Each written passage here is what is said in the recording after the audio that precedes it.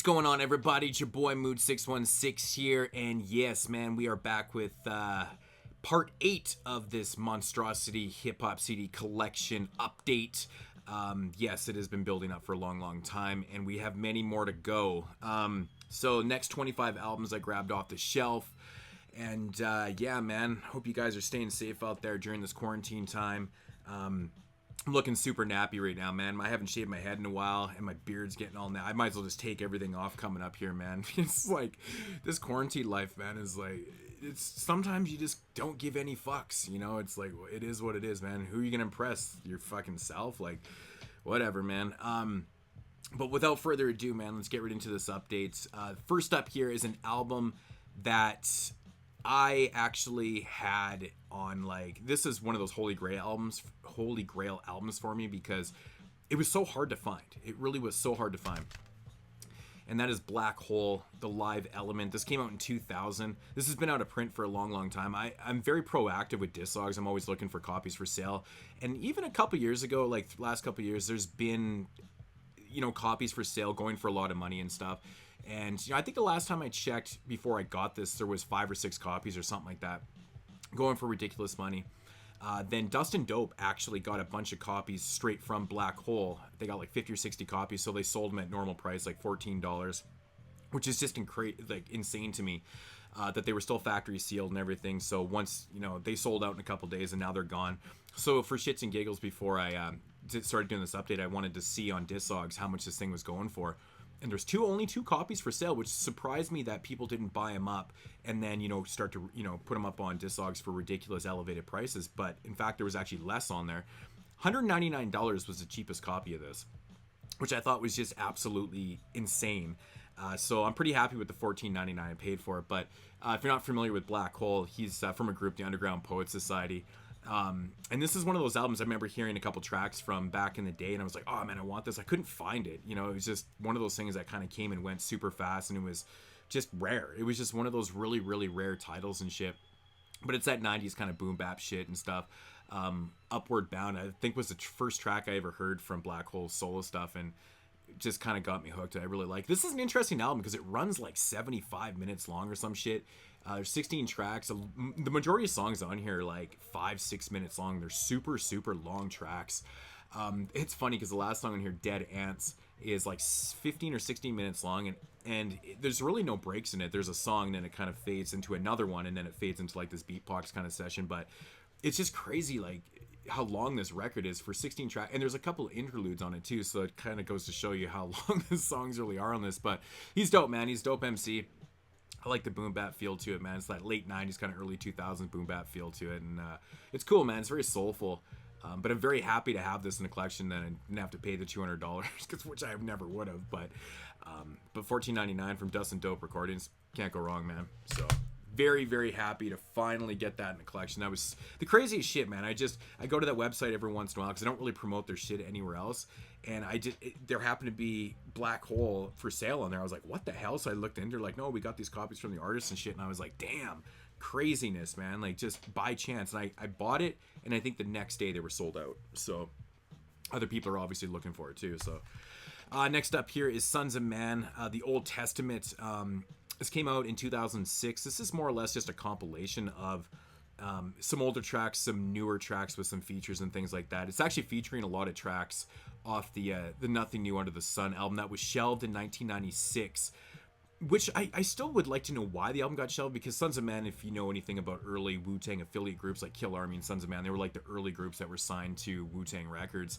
And for some odd reason, I don't know what happened, why that album was shelved. It must have been who they were being distributed through. I'm not sure who they were signed through Wu-Tang Records, but long story short, the album never came out. Some of the songs made it on here, which I think were released on another release also. But Five Archangels was one of the songs. Soldiers of Darkness, No Love Without Hate, Inmates to the Fire. I think Intellectuals is supposed to be on there too. I'm not sure. But, you know, there's a couple newer, like, interludes, things like that. And then there's some, like, Shining Stars on here. That's an older single. And things like that. MC8's featured on here. I think Ghostface and stuff like that. But overall, this is actually really dope, man. I love the older tracks. I really wish that album had come out, because Nothing New Under the Sun would have been great. But it probably wouldn't, you know, Sons of Man's actual debut album, which is Bonafide classic, man. We all know that album's amazing, but this is pretty cool to listen to, actually. I like it. You know, it sounds pretty decent. So Old Testament, interesting compilation if you're a Wu affiliate fan. Man, this is one of my favorite albums from like the 2010 era kind of thing. I absolutely love this. If you guys follow me, you know I love jazzy hip hop. It's like my favorite kind of sub-genre of hip hop, if you want to call it that. But the Sound Providers, this is great, man. It's mostly instrumental. It does have a bunch of songs with MCs on it. It's actually featuring Little Brother, Ashru, We Be Foolish, Manscaped, the percussions. Yeah, it's basically a production crew that does, you know, this kind of live, you know, boom bap, jazzy, very soulful boom. Yeah, it's amazing instrumentals, man. And of course they got some features and stuff on here, but it plays out so awesome. I love the way they play it out. They'll have like a track with MCs, instrumental track or two, and then another track with MCs and stuff, but it flows so well. It's such a great sounding album. I believe this one's still in print, so if you're looking to get this one, I believe it's still relatively cheap. So I highly recommend this. This is a fantastic record, man.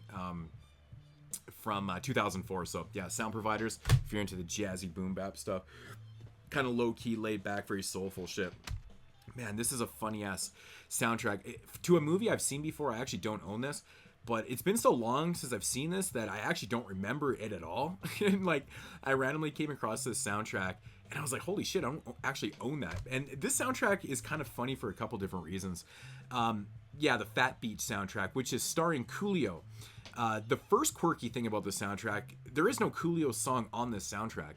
And the second quirky thing is that it was released on Blunt Records. Now, if you're familiar with Blunt Records, it was home to like Mike Geronimo and like Royal Flush and shit like that. Like cats like that, which were fucking, they were putting out dope shit back in the day. But oddly enough, there's, you know, those cats aren't on the soundtrack. It's mostly made up of like jive artists and other label guys. Like, first song is by E40. We got 8 Ball and MJG on here. And we got a song with Sugar T, which of course is part of the Click, featuring the Click. Biz Marquee, Young Chaos with Spice One. We got Def Jeff, Wildlife Society, that's random in itself. And then we got a song with Chub Rock. And then a bunch of like kind of R&B features and stuff like that. But very interesting soundtrack, you know, like it's so strange that like nobody from Blunt I mean, maybe some of the R&B artists and stuff are, I'm not sure, but as for Mike Geronimo and Royal Flush, so it would have been cool to see them on here. But Fat Beach, I don't even remember if Coolio was even in the movie a lot or not. I honestly can't remember. But I love the Young Chaos song here with Spice One, is really dope. And the 8 Ball and MJG song, Up to No Good, sick, man. That's a really dope track. So Fat Beach soundtrack from 1996, very interesting. Snow Goon's second album, Black Snow. This album came out in 2008. You know, it's that rugged kind of gladiator hard boom bap shit. You know how the Snow Goons do it, the German production crew. You know, I mean, I would say Usual Suspects, even though this is their second album, but a lot of these cats make appearances on all their albums and stuff like that. You know, you got King Magnetic on here. Sick Nature, of course, is part of Snow Goons. Reap the Lost Cause, you got Ill Bill, Apathy, Smith & Wesson, you got Outer Space, Ari the Rugged Man. The list just goes on and on. I like the track on here, Still Got the Ammo, with main flow Godzilla, which is kind of interesting. I have a buddy named Godzilla. Elda Sensei, Jay Sands, you got fucking Melee Sparks is on here, Dope Nixon. It just goes on, all the same cats, man. Slain, fucking Sick Jacket and Cynic from sorry about the glare, from Psycho Realm. But yeah, this is hard, man. I've always liked this album. Great shit. If you're a fan of the Snow Goons, pop-ups again, fuckers. Yeah, pick that shit up. It's a good one. And I believe it came back into print. I think it was out of print for a while. Maybe, I don't know. I can't remember, but I got it for like dirt cheap. Next up is The Odd Couple. Fucking J Love and Louis Logic, man. I've always liked Louis Logic's early stuff, man. He's kind of an interesting, funny cat. He's quirky lyrics and kind of comedic at times and shit like that. Actually very comedic. You can't really take him like that serious. Misery Loves Comedy. That was a great record he did with JJ Brown. JJ Brown's actually makes a couple appearances on here too, which is really cool. But another album from 2004. It's a dope record, man. Like I said, early Louis Logic is fun. The beats by J Love are dope on here. Pimp Shit's a dope track, man. Wreck Your Life. Po Q. The song Open the Mic's pretty cool. Self-titled, J Zone, and JJ Brown. That's dope, man. So, but yeah, if you know who Lewis Logic is, man, you know what kind of lyrics you're getting into here and stuff. So it's kind of an entertaining cat, kind of funny. Next up is Static Selecta's second producer album from 2008 from Brick, released on Brick, Show Off Records. Again, you know, I'll say the usual suspects because he's got terminology all over this record. The song For the City with MOP and Jadakiss is a fucking banger, man. That song is amazing. Get Out the Way with Bun B and Corey Moe. That's another really amazing track on here. You got Sky Zoo, Little Brother, Joe Scuda, Sean Don, Conscience, or Consequence. I say Conscience? Consequence. Redman's on here, Black Rob, D Dot.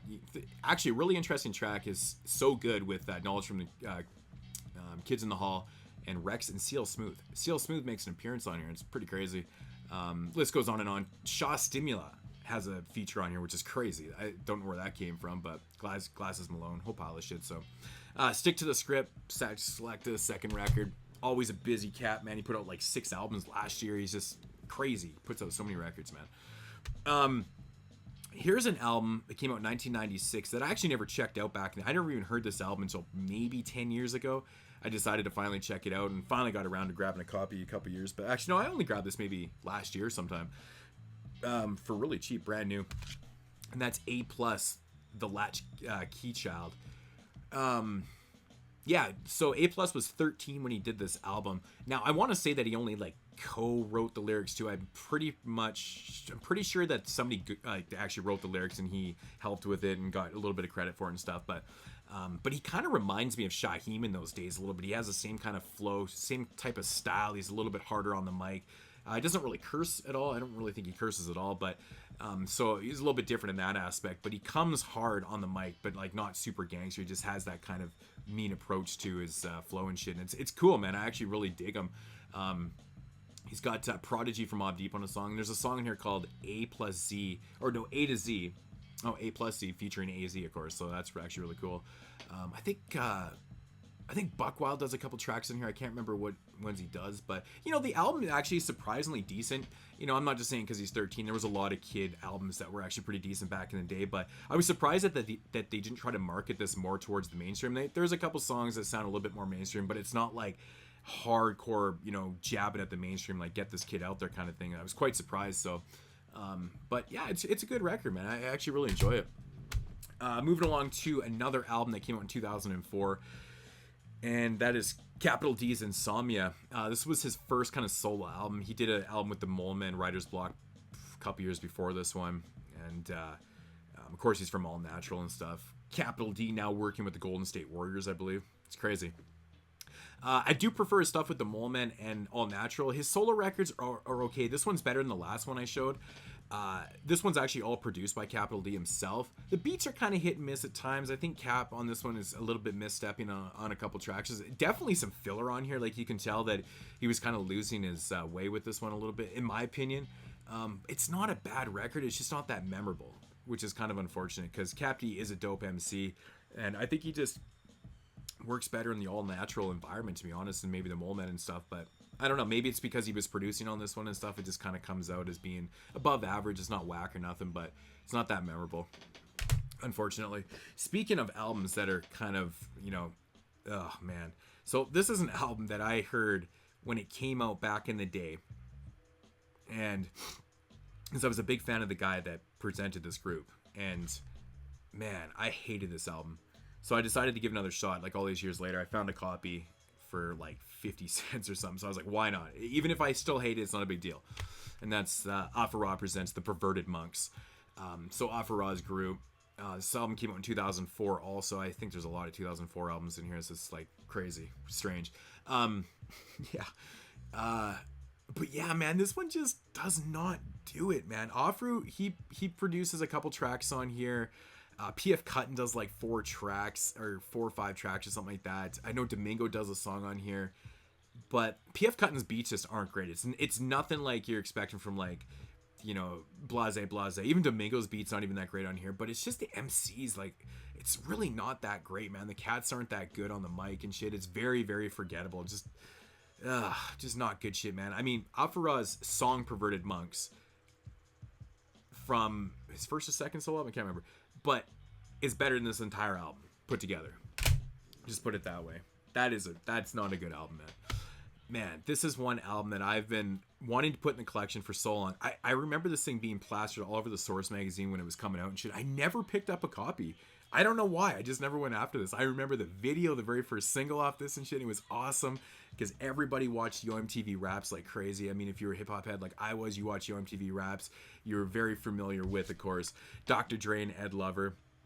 Back Up Off Me. This is an album that they put out together in 1994. Now the single Back Up Off Me has, you know, Ed Lover actually raps throughout the whole album actually, but that video, man, and them rolling around in the car and just, oh fuck, dude. I love that song, man. It's so sweet, dude. I just always thought that Ed Lover was kind of fun on the mic. Like, he's not great, but he's definitely fun, and you know, you can't take him overly serious because these guys were kind of comedic and shit like that. But I don't know, man. I think they did a pretty good job with this. I was kind of disappointed that Dre didn't produce more stuff on the album. Of course, you know, Dre being from original concept and stuff from the 80s and shit. I thought maybe he produced a little bit more. He only did a couple tracks on here from what I can see just on the back. But he does have a song there's a song, It's Going Down, produced by Eric Sermon on here, which is featuring Keith Murray. Doesn't say on the back. East Coast Sound, I believe, has Lords of the Underground, which is a really dope, like, kind of hard hitting East Coast track. It's really dope. And then Who's the Man is really cool on here because it's featuring Biggie. And I feel like that's one of those songs and one of those verses that is just totally forgotten because not a lot of people maybe didn't check out this album or something like that. But yeah, Who's the Man with Biggie is fucking awesome on here. And of course they have like a reiteration of like Knowledge Me. Again, it's called Knowledge Me again. Of course, you know, the famous beat that Dr. Dre produced way back in the day that everyone sampled from Master Ace on Born to Roll, and everyone sampled that beat and shit. If you know a sample or sound I'm talking about right now, you know exactly what it is. But yeah, that song I think Dre produced back in like 86 or something. It never made the original concept album because the song came out a couple years before. They wanted to do new material and stuff, so that never made the record, which I think a lot of people were actually pissed off about. So because it's really dope. But good record. I really like this Dr. Dre and Ed Lover. Always love the cover art too. So very happy to have this in the collection. So actually, you know what got me to get that was I was listening to the Dr. Dre interview on Take Your Personal podcast, and I was like, shit, dude, I gotta pick that album up, man. I can't believe I don't have that shit in the collection. So there it is, man. 1994, Dr. Dre and Ed Lover. This one came out in 2001, Reentry by Marley Marl. This is kind of a weird album. 2001, this is actually his fourth album. He had Hip Hop Dictionary, I think, came out the year before this, and I actually have it to update too, come to think of it. It's kind of a blend of like instrumental tracks. There's some songs with MCs on here and shit like that. But some of the beats on here are actually really dope, and some of the tracks aren't even all like, okay, the weird thing is there's some songs in here that actually aren't even produced by Marley Marl, which is kind of strange. So he does some of the instrumentals and shit. I feel like they're kind of older beats also. Like Easy Mo B produces on here, Kev Brown produces on here, 88 Fingers, shit like that. So he's got a couple of features. I know Three's Company has Big Daddy Kane's on it. I think Now You Hold, no, or is it What Ruling Means, I think, is the song with Kev Brown and Grap Leva and stuff. It doesn't have the features written on the back, so I don't feel like opening it up. But yeah, it's kind of hit and miss at times, but it actually overall is really good, man. A lot of the beats are dope, the instrumentals and shit, but the songs like Three's Company and What Ruling Means is fucking awesome, man. Really, really good shit. So I enjoyed it. It's cool. I really like these BBE releases too. How they have these kind of like side slip boxes, but the cool thing is that they're magnetic. Yeah, that's kind of an interesting thing. I know Pizza Mentals was like that and stuff. There's a few other releases like that. I think will.i.am did an instrumental record like that too. Allergies. Shit. All right, I gotta move this along. I think I'm like 20 minutes into this. Next up here from 2011, I think this was Ed O.G's fifth solo album, I believe, or something like that. Facing the Crowd. This one's a little bit better. You know, it's got production from DJ Premier, Static Selected, M Phases, Young C's on here.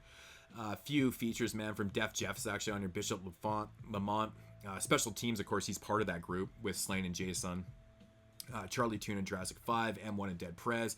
And then there's a song on here, World on My Shoulders with Made Men. And I was like, really? That's crazy. But it makes sense because Ed O.G from Boston, Made Men. Ben Zeno's group, of course, from Boston also. But This is a better offering, man. Ed OG's solo albums can be hit and miss sometimes. Sometimes he just doesn't have the right production and shit. But I feel like the production is actually a lot better on this one. Fast Lane is the very, very big standout track in here, produced by DJ Premier. It's fucking awesome. I Was There is really good. Stop, it's really good. There's some really dope tracks on here. It's actually one of his better ones. I always like this album cover too, man. Facing the Crowd. It's this fucking concert shot of him in the background. I love that, man. That's cool, man. But Ed OG, big fan. You know, representing Boston. Man, here's an album that... This is the first CD release from 2005 that came out. And this was the very first time it was released on CD, because back in 88 when it came out, it only had a tape and vinyl release. And so I was happy for that, because I actually never had the vinyl back in the day, or the tape or anything. So I was happy to see this thing get a re-release. And that's the Crown Rulers Paper Chase album. Fuck, man, this album cover still kills me every time I see this shit. It just, I don't know what it is, man. It just makes me laugh. It's so funny. So this is their debut album, because they had a kind of a EP thing going on with the Tough Crew the year before, which actually features a remix of Kick the Ball. There's actually two different remixes of Kick the Ball on here. Kick the Ball was one of the songs that was on that kind of dual EP thing that came out in like 87. But this is fucking awesome, man. This is all produced by the Tough Crew, Crown Rulers. Why do I keep saying Roilers? The Crown Rulers. But yeah, Paper Chase is a fucking phenomenal track, man. Actually, all the songs on here. Confetti MCs. I love even the remixes of Kick the Balls are dope, man. B-Boy Document, which I believe... Actually, B-Boy Document's the other song that's on that EP with Tough Crew. So that, and of course they have the remixes of Kick the Ball in here. But for 88, man, the production still holds up on this, man. I mean, there's a lot of albums from 88 that still stand up today, man, you know, but there's a lot that don't. And this is one of them, in my opinion, man. I was listening to this earlier this morning, and I was just like, man, like, I absolutely love this record. I think it's so dope from top to bottom. They put out a couple albums after this and shit, which I do actually need to get my hands on, but Crown Rulers, dope album. Love that shit. 1988, represent. 2010 Raw Digger release, classic. This one's all produced by Knots. Yeah, she did a whole album with Knots. 10 tracks. I love this record, man. It's like no gimmicks, no bullshit. There's like no features. There's like no singing bullshit hooks. It's just Raw Digga over these fucking dope Knots beats. And, you know, like I said before, I'm a big fan of Raw Digga. She's one of my favorite female MCs. I think she's attractive. I think she's amazing. Like her voice. I love her delivery. I love her style. She's a good lyricist and shit. This ain't a little kid rap, man. That track, man, is so dope. It's hard. The beat is so interesting, man. Knots really does lace this album, man. I think this is Raw Digga's last album, the last thing that she ever did, and that's like 10 years ago. I don't know what the hell she's been up to, but yeah, man, good shit. I don't know if it's classic, but it's good. It's definitely worthy of checking it out if you're a fan of Raw Digga and or Knots beats. So, you know, it's short, you know, it runs 35, 40 minutes, whatever, but 10 tracks, but yeah, it's good. I recommend that shit. Oh man, this soundtrack. I picked this up because I came across it and I was like super like weary on it, and I was like, whatever. Even if it's shitty, I paid like $2 for it. I don't give a shit. And because it's that era, it's that really kind of weird era for this shit to be coming out, and that's the Dysfunctional Family soundtrack, you know, with Eddie Griffin. But it was put out on Death Row Records, and this was the new Death Row Records, the Row. So at the time they were called the Row. The Row Records. This came out in 2003. Of course, this is featuring like Crooked Eye, Eastwood, who was like the replacement for Snoop pretty much. It does have some old cats on here. Like, this is the time that Corrupt had come back to Death Row or to the Row, and he was back on, actually it's a song called I'm Back, the remix of it. But they did have Michelet on here, which was interesting. Danny Boy was still around on the Row. Ashanti was on here. Man, there's this terrible ass remix of Hoba Baby by Jay-Z on here. That beat is so shitty, man. I don't know who produced it. I can't remember, but it's bad. It's really, really bad. I do actually like the song Dysfunctional Family with Crooked Eye and Eastwood. That song is like the beat's actually quite banging on there. But overall, man, this is really bad. Like, there's not even really that great of tracks on here at all. Like, there's really nothing to write home about. It's pretty shitty. But for a couple bucks, I thought I'd check it out. So walked away with one or two tracks that were decent on here. The Krupp song's okay. But yeah, it's like the same guys that did like all the new beats for all those Tupac new mixes and shit like that. Whatever the producers are called, like the hit or the row makers. I don't know what the fuck. Oh yeah, this case is all fucked up. Look at that. No matter. It's all scratchy shit. But yeah, whatever. Not great. thought I'd grab it, check it out. If I don't have compilations and soundtracks, I always try to check them out because I like them. They're fun. This is, now, going from that to this is totally different. This album came out in 1991, I believe. Yeah, 1991. And that is Chaos to Wisdom. Professor Griff's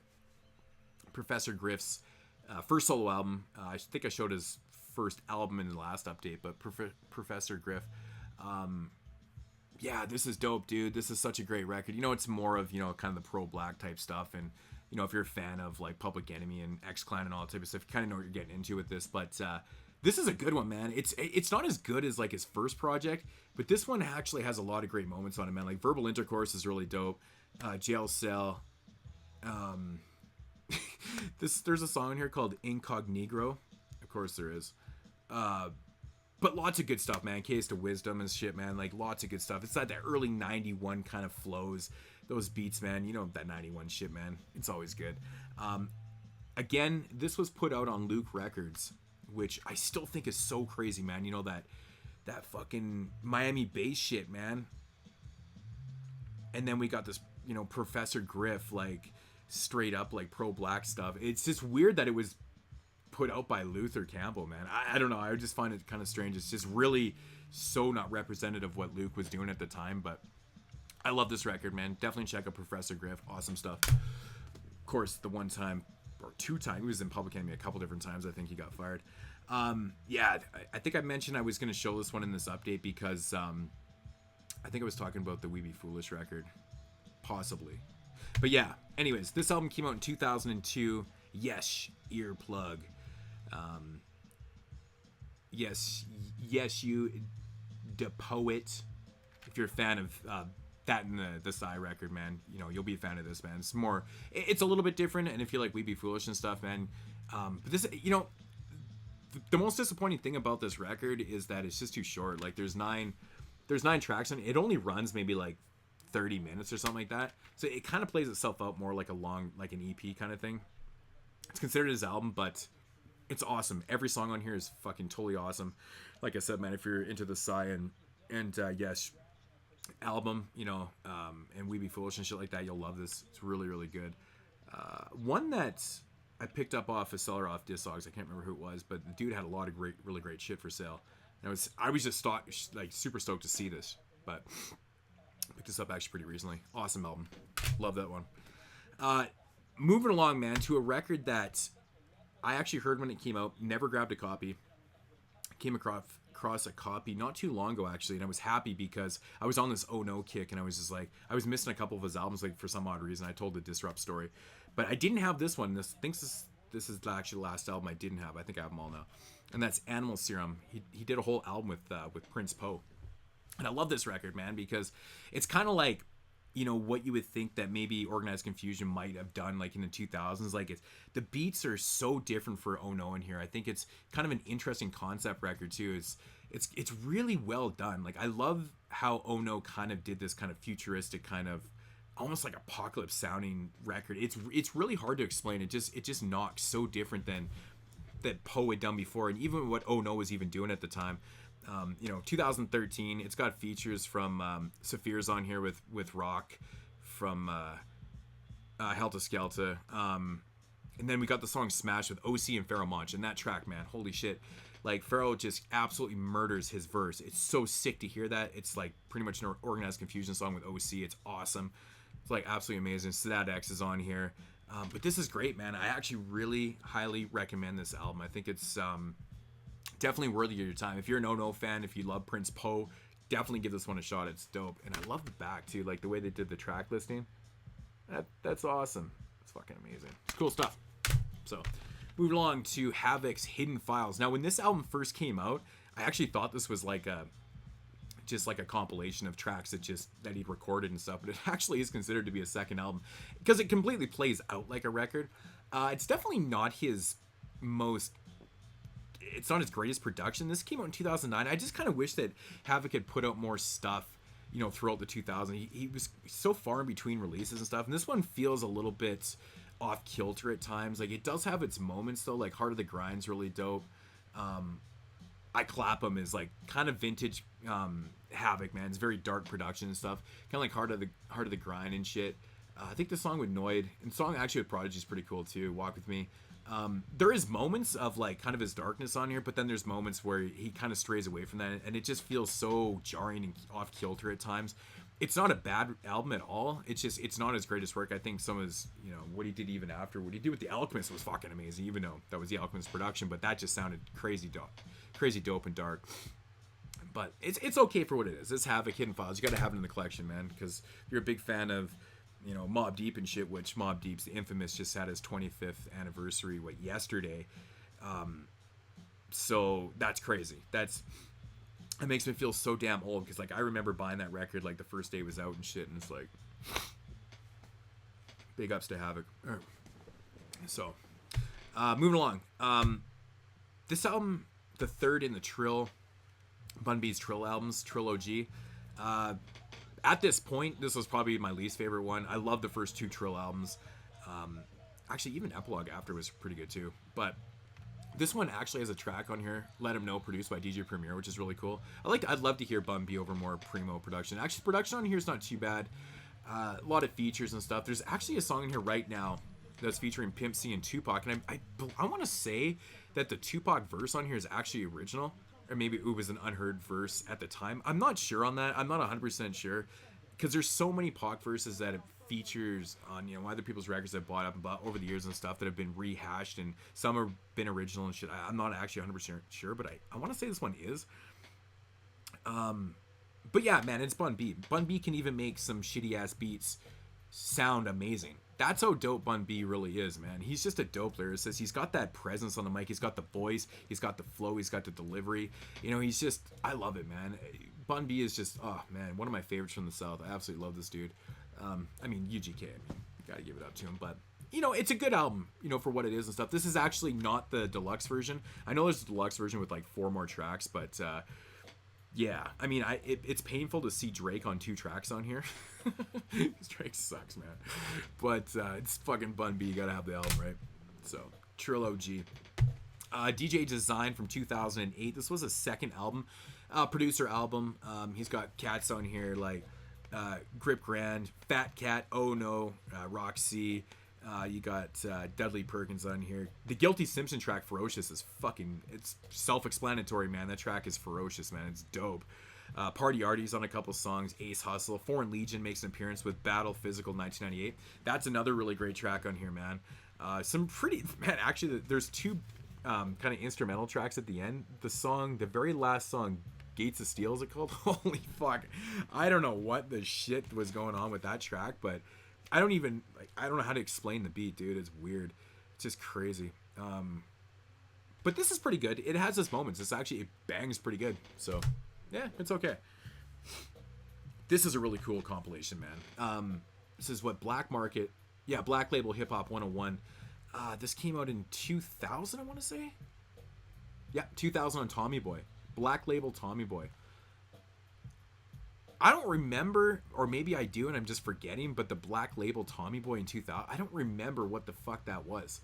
I found this album, which I don't ever remember seeing before, and the first thing I know is like Black Label Tommy Boy. I'm like, what the hell is that?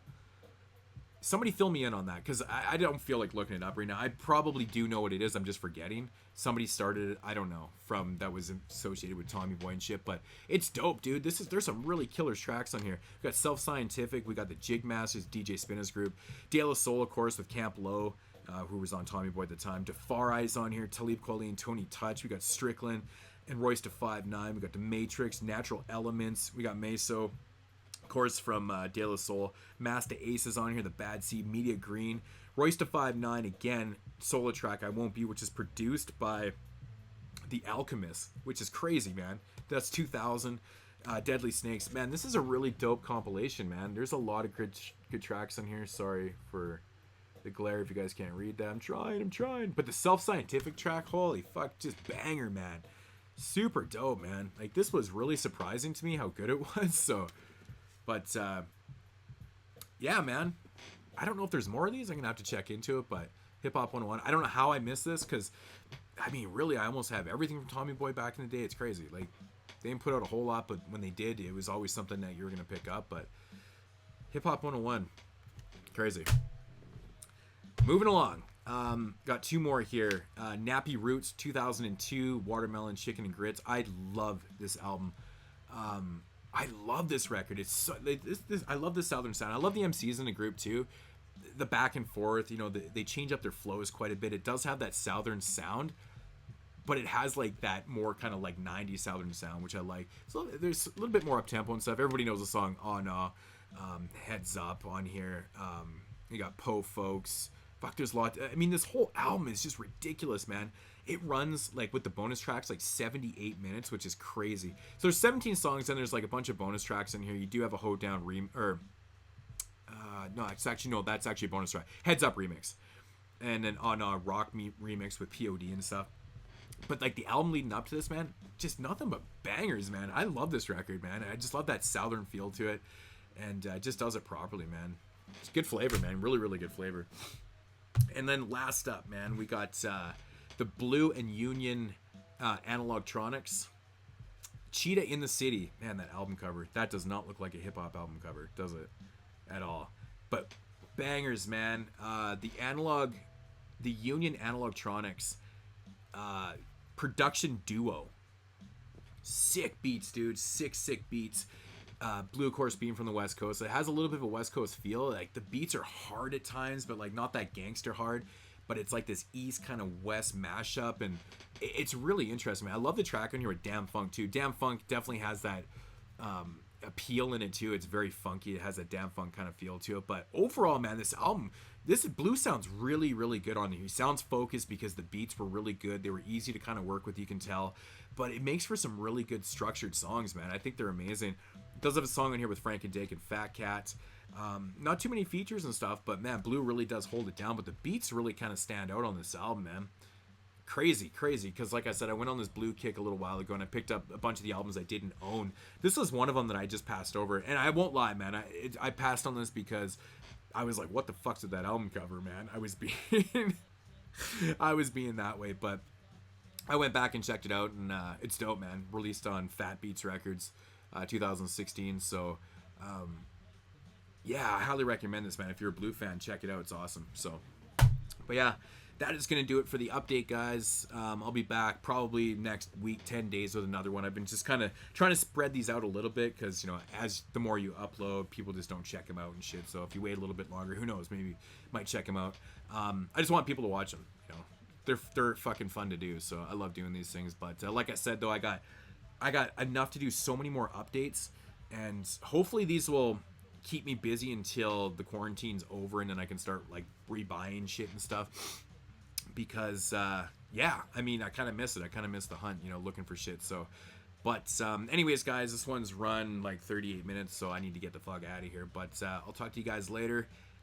Leave your comments down below. Like it if give it a thumbs up if you like it. If you don't, thumbs downs are also welcome.